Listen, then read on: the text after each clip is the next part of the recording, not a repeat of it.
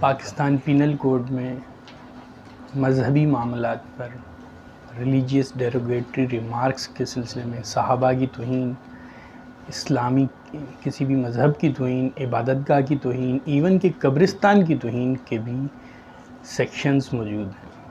तो उनको मैं तफसील से आपको बता देता हूँ। और इसके अलावा साइबर क्राइम एक्ट, ठीक है, आवाज़ आ रही दीगर कवानीन भी हैं जिनके तहत आप अगर कोई शख्स ऐसा कोई जराइम करता है तो उसके ख़िलाफ़ FIR दर्ज करा सकते हैं। सबसे पहले जो नॉर्मल रोज़मर्रा ज़िंदगी में जो कानून इम्प्लीमेंट होता है पाकिस्तान पीनल कोड, उसमें 10 सेक्शंस हैं। पहले मैं सीरीज़ वाइज उसका ज़िक्र कर देता हूँ, फिर दूसरे सेक्शंस का, दूसरे कवानीन का ज़िक्र करता हूँ। तो पाकिस्तान पीनल कोड में 10 सेक्शंस हैं और चैप्टर 15 में है, जिसमें सबसे पहली सेक्शन है 295, जिसमें किसी भी मज़हब की, चाहे वो इस्लाम से रेलिवेंट हो, किसी फ़िरके की हो या किसी गैर मुस्लिम मज़ाहिब की कोई इबादतगाह हो, जैसे अभी रिसेंट वाक़या हुआ है, तो उस पे भी ये सेक्शन इम्प्लीमेंट होगा। उनको जलाने वालों के ख़िलाफ़ 295 के तहत FIR करवाई जा सकती है, जिसकी सज़ा 2 साल है। इसी तरह 295A किसी भी मज़हब के मुतालिक तौहीन करना, किसी भी फ़िरके या किसी भी मज़हब के बारे में गलत रिमार्क्स पास करना, किसी भी अक़ीदे के मुतालिक गलत रिमार्क्स पास करना, ये भी, और किसी के जज्बात को मजरूह करना उसके अक़ीदे के मुतालिक, ये भी जुर्म है। 295A के तहत 10 साल सज़ा है। लेकिन इस सेक्शन में ये कदगन लगाई गई है क्योंकि हमारे यहाँ इनटॉलरेंस है, अदम बर्दाश्त की वजह से हर फ़िरका दूसरे फ़िरके के मुतालिक इस तरह के रिमार्क्स पास करता है, तो इस तरह लामुंतहाई FIR का सिलसिला होगा। इसलिए कानून साजी में इस बात को मद्देनज़र रखते हुए कि खामखा की लिटिगेशन या FIRs एक दूसरे पर ना कराई जाएँ, तो 196 CRPC के तहत ये कदगन है कि इस सेक्शन के तहत FIR दर्ज कराने से पहले हुकूमत पाकिस्तान, फ़ेडरल गवर्नमेंट या प्रोविंशियल गवर्नमेंट से इजाज़त लेना लाजमी है। अगर इसके बग़ैर इजाज़त FIR हो भी जाए तो उसको सज़ा नहीं मिलती, वो नील एंड वाइड हो जाती है, जो कि अक्सर ऐसा हुआ है। सिर्फ इस सेक्शन में इजाज़त लेना लाजमी है। इस सेक्शन में लिखा यह गया है, कोई भी शख्स किसी दूसरे अक़ीदे, फ़िरके, मज़हब के मुतालिक कोई ऐसे रिमार्क्स पास करता है जो तौहीन के ज़ुमरे में आते हैं, तो वो जुर्म है और 10 साल सज़ा है। इस स्पेसिफ़िक सेक्शन में इजाज़त लाजमी है। इसके आगे है 295B, कुरान पाक की बेहुरमती, और जिसकी सज़ा लाइफ इम्प्रिजमेंट है, मतलब पूरी ज़िंदगी वो जेल में जाएगा अगर कोई ऐसा शख्स करता है, कोई जुर्म करता है। लेकिन ऐसी FIR के लिए कोई इजाज़त की ज़रूरत नहीं है और कोई भी शख्स कर सकता है। जो पिछला सेक्शन बताया था उसमें लाजमी इजाज़त किससे लेंगे? फेडरल गवर्नमेंट, और वो पुलिस खुद लेगी। आप पुलिस को इन्फॉर्म करोगे, वो पुलिस का इंटरनल सिस्टम है। लेकिन होता ये कि पुलिस इजाज़त नहीं लेती, उस वक्त वक्ती तौर पे दबाव पे FIR कर देती है, जो बाद में उनको सज़ा नहीं मिलती। 295C, जिसमें हज़रत मोहम्मद सल्लल्लाहु अलैहि वसल्लम, हमारे सहाबा कराम की, हज़ूर सल्लम की, हमारे नबी की तौहीन के सिलसिले में है, जिसमें सज़ाए मौत है। और 296 किसी भी मजहबी जमात या किसी भी अक़ीदे की मजहबी मामलात के लिए कोई इज्तिमा हो रहा हो, जैसे कि ये इज्तिमा है, ऐसे इज्तिमा में खलल पैदा करना जानते बूझते हुए, ये भी जुर्म है, जिसकी सज़ा 1 साल है। 297 कब्रिस्तान की बेहुरमती करना और उसमें कोई खलल या उसकी कोई ऐसी, तो भी 1 साल की सज़ा 297। 298 ऐसे अल्फाज जिनसे मजहबी जज्बात मुजरू होते हों, 1 साल सज़ा है। 298A, जिसमें अभी रिसेंटली चेंजिंग भी हुई है, वो भी मैं बताता हूँ। 298A में अहले बैत और खुलफाए राशिदीन, उम्महातुल मोमिनीन की गुस्ताखी करने वाले के ख़िलाफ़ इसके तहत FIR दर्ज करवाई जा सकती है। पहले इसमें 3 साल सज़ा थी और मजिस्ट्रेट, जो सबसे इनिशियल स्टेज का जज होता है, सबसे पहला, उसके पास ये FIR जाती थी, वो इस केस को चलाता था। अब इसको चेंजिंग के बाद लाइफ इम्प्रिजमेंट कर दिए, पूरी ज़िंदगी के लिए सज़ा होगी, और 3 साल से बढ़ा के। पहले ये जुर्म नॉन कॉग्नाइजेबल था, यानी कि पुलिस बग़ैर इजाज़त के गिरफ़्तार नहीं कर सकती थी, लेकिन अब कर सकती है, अब जो चेंजिंग आई। और ये कानून का हिस्सा बन गया। अभी कौमी असम्बली में फरवरी में पास हुआ था और सेनेट में जुलाई में हुआ, और रिसेंटली जो है वो देखना पड़ेगा, मेरे हिसाब से बन गया, लेकिन काफ़ी जगह से मुखालफत भी है, काफ़ी जगह अगस्त में हुआ। हाँ अगस्त में, सेनेट से अगस्त में हो गया। और इसको पहले सेशन वो था मजिस्ट्रेट ट्रायल था, अब सेशन ट्रायल में कन्वर्ट कर दिया गया है कि जो डिस्ट्रिक्ट का सबसे बड़ा जज होगा अब ये वो जज ट्रायल कर सकेगा। और इसकी पहले बेल राइट था, अगर कोई इस सेक्शन के तहत कोई जुर्म करता था, ज़मानत देना कोर्टों को उसका हक़ के तौर पे देती थी, लेकिन अब वो हक़ ख़त्म कर दिया है, अब बेल लेना उसका राइट नहीं है। कोर्ट की स्वाबदीद है कि अगर वो समझती है कि उस पर ऐसा एविडेंस नहीं है तो कोर्ट दे सकती है, नहीं तो नहीं। 298B, कोई भी कादियानी लाहौरी फ़िरका मज़हब जो हम नहीं समझते कि वो इस्लाम में से हैं, अगर वो अपने नाम के साथ इस्लामी शुआरा के नाम लगाते हैं या अपने आप को मुसलमान कहीं लिखते हैं या बताते हैं, या जैसे वो अपनी मस्जिदों में मीनार वग़ैरह वो अपने आप को प्रिटेंड करते हैं, ज़ाहिर करते हैं कि हम मुसलमान हैं, तो उनके ख़िलाफ़ 298B के तहत हम FIR दर्ज करवा सकते हैं, जिसका है 3 साल सज़ा। इसी तरह कादियानी अपने मज़हब की तबलीग नहीं कर सकते। अगर कोई कादियानी ऐसा कर रहा है तो 298C के तहत ये जुर्म है, जिसकी 10 साल सज़ा है। और पाकिस्तान पीनल कोड में ये 10 सेक्शंस थे जो मजहबी मामलात में और तौहीन के उसमें चैप्टर 15 में थे। इसके अलावा एक और सेक्शन है जो कोई भी दो फ़िरके जो मजहबी गिरोह या मजहबी सेक्ट्स आपस में किसी वजह से एक दूसरे के ख़िलाफ़ बोलें तो 153A के तहत उनके ऊपर भी FIR हो सकती है। लेकिन इस सेक्शन के तहत भी FIR से पहले सूबाई और फेडरल गवर्नमेंट से इजाज़त ज़रूरी है, जिसकी वजह से ये आम रूटीन में हमारे लिए इतना फ्रूटफुल नहीं है। और CRPC 196 में दो मजहबी मामलात की 2 सेक्शन हैं जिनमें इजाज़त लाजमी है, 153A 295A।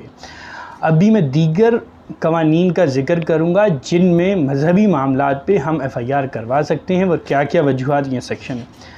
Anti terrorism act 1997 section 6 subsection H, किसी भी मजहबी इबादत गाह किसी भी मज़हब की हो, वो सिर्फ इस्लाम लफ्ज़ नहीं लिखा गया, किसी भी मज़हब की मजहबी इबादत गाह पर फायरिंग करना जुर्म है और 6 सबसेक्शन F के तहत FIR कटवा सकते हैं ATC के साथ। इसी तरह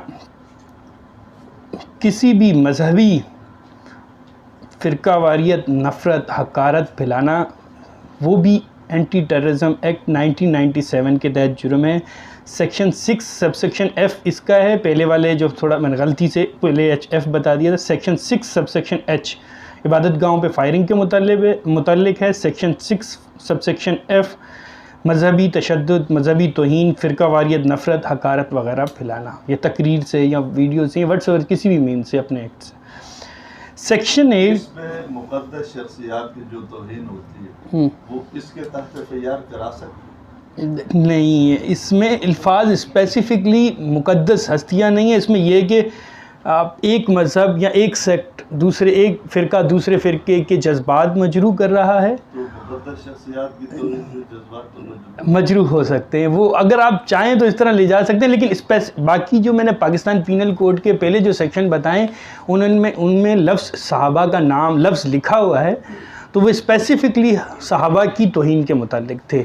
लेकिन ATC में लफ्ज़ सहाबा, एंटी टेररिज्म एक्ट में लफ्ज़ सहाबा नहीं लिखा ये कि एक फ़िरका दूसरे फ़िरके के जज्बात मजरू करे, तो यकीनन हमारे जज्बात सहाबा की गुस्ताखी पे मजरू होते हैं, इसमें हम फ़ाल कर सकते हैं और इसके तहत FIR करा सकते हैं। फ़िरका वाराना मनाफरत फैलाने पे सेक्शन 8 एंटी टेररिज्म एक्ट 1997 के तहत FIR दर्ज करा सकते हैं, जिसकी 5 साल सज़ा है। और इसी तरह पाकिस्तान एक नया कानून साजी हुई है, साइबर क्राइम एक्ट, जिसको prevention of electronics crime act 2016 है। सेक्शन 11 है, अगर कोई भी वहाँ स्पेसिफिकली वर्ड हीट स्पीच लिखा हुआ है, जिसका मतलब कोई उर्दू में क्या होगा, हम कोई बुरे अल्फाज, कोई बुरे हाँ नफ़रत आवेज़ अल्फाजात जो मज़हब के मुतालिक हो सकते हैं, चाहे वो वीडियो हो या दीगर कोई चीज़ हो, सेक्शन 11 के तहत FIA में दर्ज करवा सकते हैं।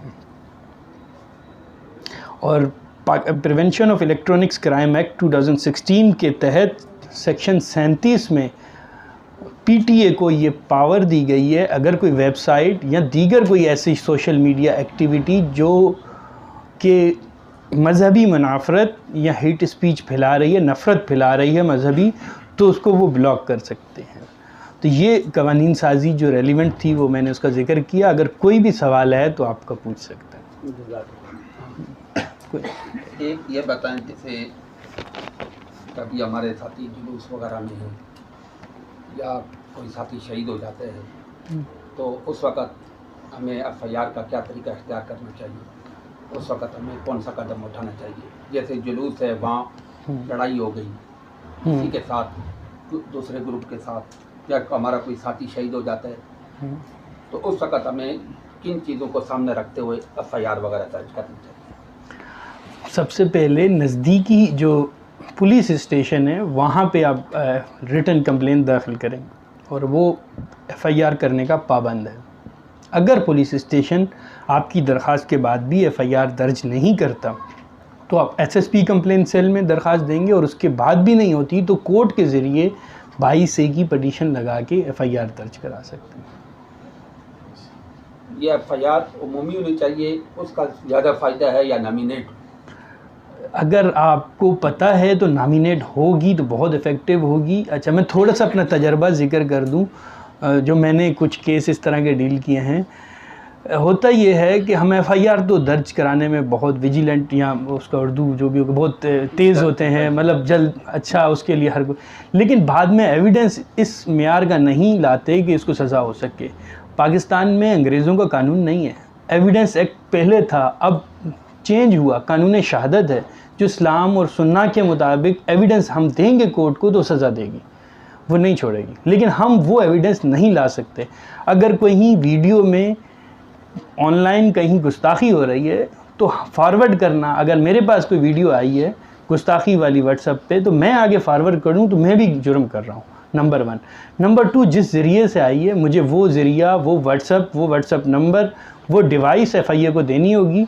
अगर कोई वेबसाइट है कहीं पे, फेसबुक या दीगर जगहों पे है, तो उसका हर वीडियो का URL कोड होता है, वो स्पेसिफिक URL कोड देना होगा, उसका लिंक FIA को देना होगा, वो ये ट्रेस कर सके ये किस नेट के ज़रिए, IP एड्रेस के ज़रिए, जिसका नेट का IP एड्रेस होता है, उस एड्रेस, किस एड्रेस के ज़रिए ये अपलोड हुई है।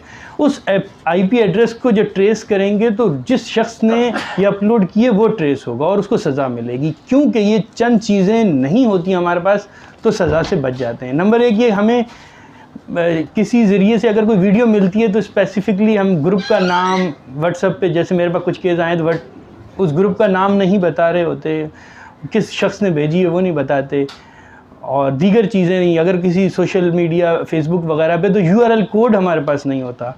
फिर स्पेसिफ़िक अगर मैंने ख़ुद कोई बनाई है, कोई इधर गुस्ताखी कर रहा है, तो अगर मैं किसी डिवाइस से वीडियो बनाता हूँ तो कानून शहादत के तहत ये हम एविडेंस ले जा सकते हैं कोर्ट में, लेकिन उसके लिए शर्त ये है, कानून ये कहता है कि इसकी फोरेंसिक होगी। आया ये एडिटेड तो नहीं, आजकल एडिट करके चीज़ें अपने दुनियावी मकासद के लिए किसी पे इल्ज़ाम भी लगाए जा सकते हैं। तो इस बात को मद्देनज़र रखते हुए अगर उस डिवाइस को हम जमा कराएंगे तो फोरेंसिक होगी, और फोरेंसिक अगर सही पाई गई तो शख्स सज़ा का मुर्तकब होगा। अभी रिसेंटली एक वो मोमनाबाद थाने का था जिसमें वो सबगत शाह नामी जो पीर साहब व्हाट्सएप, उन्होंने कोई गुस्ताखी की। उस केस में लकूना क्या है, हमारे पास वीडियो आई, फोरेंसिक भी हो गई और लाहौर से फोरेंसिक होके भी आ गई, क्योंकि वो सोशल मीडिया से हमें मिली थी, मतलब कंप्लेनेंट मुद्दई को मिली थी। मुद्दई ने वो नंबर, जिस नंबर पे मिली वो नहीं बताया FIR पूरे में, जिस ग्रुप से उसको मिली वो नहीं बताया, अगर कहीं फेसबुक पे थी URL कोड नहीं बताया, जिस डिवाइस में आई थी वो डिवाइस का फोरेंसिक नहीं हुआ। ये चंद वो चीज़ें जिसकी वजह से वो भरी हो जाएगा, क्योंकि केस अभी पेंडिंग है, लेकिन मैं अपने तजर्बे की रोशनी में बता रहा हूँ, ये चंद टेक्निकल चीज़ें जो जिनकी वजह से वो बच जाते हैं। इसमें नाम पे ये भी एक चीज़ बतानी थी कि मुस्तकिल जो अभी गुस्ताखियाँ हुई हैं जी। उसमें लोग उस वक्त तो फ़ौरन जाके FIR कटवा देते हैं, और वो FIR जो बनती है वो क्योंकि मोबाइल की वीडियो से मिल रही होती है, मोबाइल से आई हुई होती है, फेसबुक पे होती हैं, तो ये जो है ये केस FIE का है, लोग थानों में दर्ज करवा देते हैं, जो कि ला ये कहती है कि ये थाने का केस नहीं बनता है। बाद में जब उसकी इजाज़त क्योंकि होम डिपार्टमेंट से नहीं ली गई होती है, तो वो कहते हैं कि आपने बाद में परमिशन ली, पहले ये काम नहीं किया, लिहाजा इस पर भी दो केस खराब हुए हैं। इसके बारे में अच्छा, बहुत शुक्रिया। इसका मैं बता देता हूँ, अगर किसी भी सोशल मीडिया से, वेबसाइट से आप कोई भी ऐसी हीट स्पीच या कोई भी मजहबी मुनाफरत की कोई चीज़ नज़र आती है तो आप FIA के पास जुरिस्डिक्शन है। FIA के पास टेक्निकल एक्सपर्टीज़ है कि वो IP एड्रेस को ट्रेस करेंगे कि किस नेट के सोर्सेज से ये अपलोड की गई है, इसके बिहाइंड कौन शख्स था। बज़ाहिर हो सकता है कि जो आइडिया हमें नज़र आ रही हो वो मिसयूज़ की गई हो, या मेरे फ़र्ज़ करें मैं तो गुस्ताखी नहीं करना चाहता, मेरे नाम की कोई जाली ID बना के, क्योंकि मैं तो इस तरह के मैटर डील कर रहा हूँ, मेरे मुखालफीन जो हैं जो इस तरह की गुस्ताखी करते हैं, कल को वो मेरी ID से कोई जाली ID बना के अपलोड कर सकते हैं, तो आप ही मेरे ख़िलाफ़। तो इसलिए FIA को ये जुरिस्डिक्शन है वो ये ट्रेस करे कि आया ये किस IP एड्रेस से हुई है, मिसयूज़ तो किसी की ID नहीं हुई है, दीगर चीज़ों को मद्देनज़र रखते हुए तो FIA के पास लाजमी जाएं और जिन डिवाइसेस में ये चीज़ें हों वो डिवाइसेस जमा करवा दें, वो मिल जाएंगी। केस जैसे ख़त्म होगा वो उसकी फ़ॉरेंसिक होने के बाद ये सामने आ जाएगा कि ये वाकई जेन्युइन है, एडिटेड नहीं है, या अगर WhatsApp पे मुझे मिली है तो ये मेरा मोबाइल है, ये WhatsApp नंबर है और इस फ़लाँ WhatsApp से मिली और फ़लाँ ग्रुप से ये चीज़ें लिखना या बताना लाजमी है। और मुख्तलिफ़ केसेस अभी तक हमने डील किए हैं कराची में इस तरह के, जिसमें लैक ऑफ एविडेंस की वजह से मुलजिम छूट जाते हैं। यानी कि FIA का केस है, जैसे अभी मैंने ये बताया सबगत शाह नामी मोमनाबाद थाने का, हाँ सुल्तान शाह नामी शख्स है, उसका के वो सिर्फ इसलिए, अब केस तो बिल्कुल ठीक है, वीडियो भी फोरेंसिक हो गई, इस टेक्निकल बुनियाद पर कोर्ट ने FIA को भेज दिया कि ये WhatsApp पे मिली है तो ट्रेस करें किस शख्स ने भेजी है, वो भी मुजरिम है, किस ग्रुप में आई है, किस मोबाइल में आई है। ये चीज़ों को मद्देनज़र रखने के लिए उन्हें कोर्ट ने FIA को रेफ़र कर दिया। डिवाइस मतलब मोबाइल, हाँ मोबाइल डिवाइस मतलब कोई भी मोबाइल हो, कैमरा हो, जिससे आप चीज़ें आपके पास आई हैं। इसमें मसला ये है कि अगर कोई गुस्ताखी वाली वीडियो किसी के पास आई और वो किसी को वो समझता है कि मैं तो कानूनी कार्रवाई नहीं कर सकता, फलां करेगा, तो वो उसके नंबर पे भेजता है, तो ये भेजने वाला मुजरिम कैसे होगा? कानून में यही है, साइबर क्राइम एक्ट में ये है कि अगर कोई चीज़ मेरे पास इस तरह की आती है जो मजहबी इंतशार या मजहबी मुनाफरत की है तो मुझे उसको फॉरवर्ड करना भी जुर्म है।